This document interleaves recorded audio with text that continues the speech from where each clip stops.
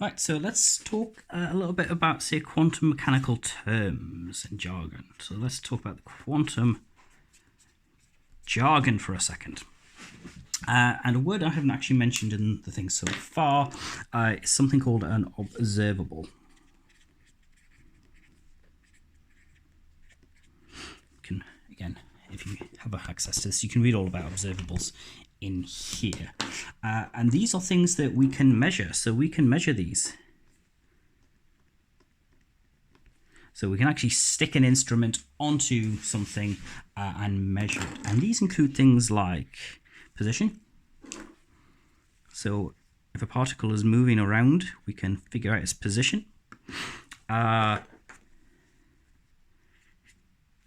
P, which is momentum. It's fantastic, isn't it, that P stands for momentum. We can also get maybe kinetic energy out, which is called T, or sometimes written as KE.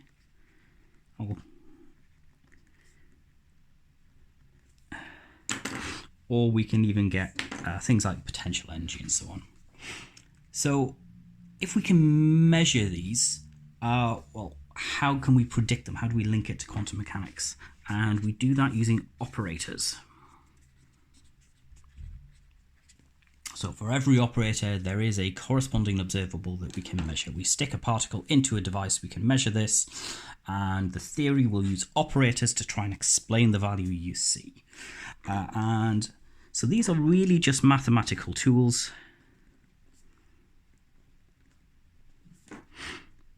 They are square matrices.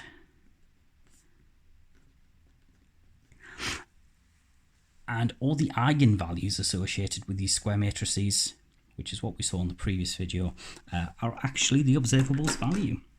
So we have, usually it's the same value variable again, like x for the position, and x with this little hat on for the position operator. This is usually the notation we use. Susskind's book uses them in really heavy bold text. If I can find an example, you can see them here. They're written just in bold, but I'll keep with the hat on because it's what I'm used to. And we could have the momentum operator. We have seen the kinetic energy operator, which we've seen in function notation, but not necessarily in this matrix notation, and so on. And for things like energy of the spin, actually, I'll put that down. So maybe the energy of a spin.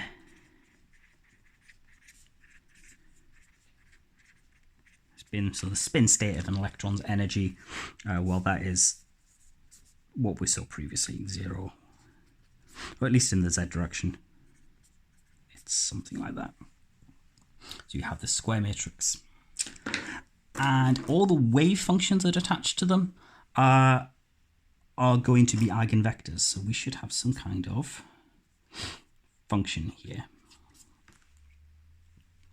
So this would be known as the wave function. Here's our operator. And in order to get an observable out, this has got to be an eigenvector. So what actually happens is the wave function comes out the same way again. So let's put it that way.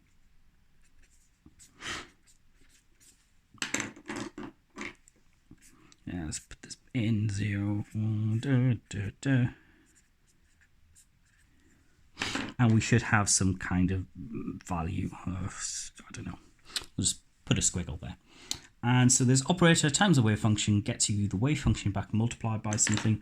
Well, you've seen it before. This is the Schrödinger equation. So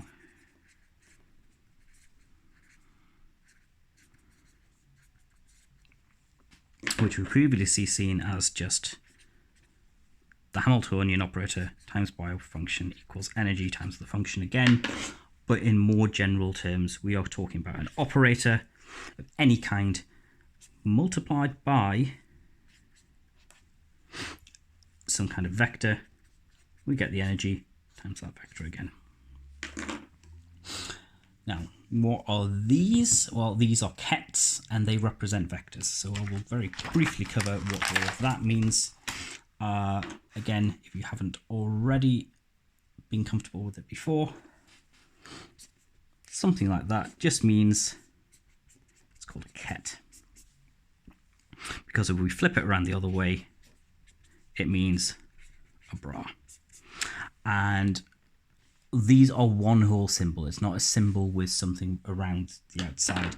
The whole thing, all three of these characters, is the same symbol. And these represent wave functions.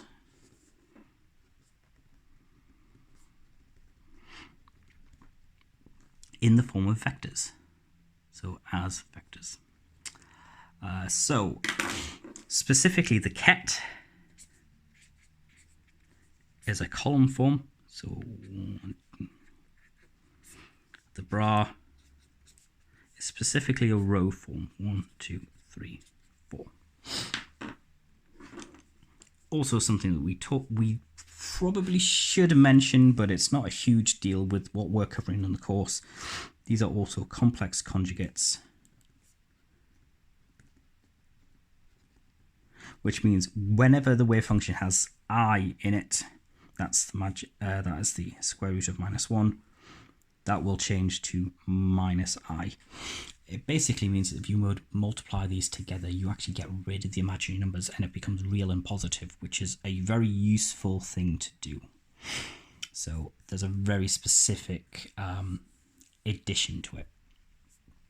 So this is the way that we're going to be drawing wave functions out. So previously we might have talked about them in function notation. So there's psi of x, that means it's a function of x, and that might be something like sine n pi over L times x. Or we would be talking about psi as in a ket vector, and that would be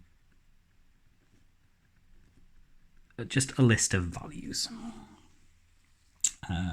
Whereas the bra version would be this way, with that asterisk there representing the whole complex conjugate thing, which you need to be aware of, but it's not really important.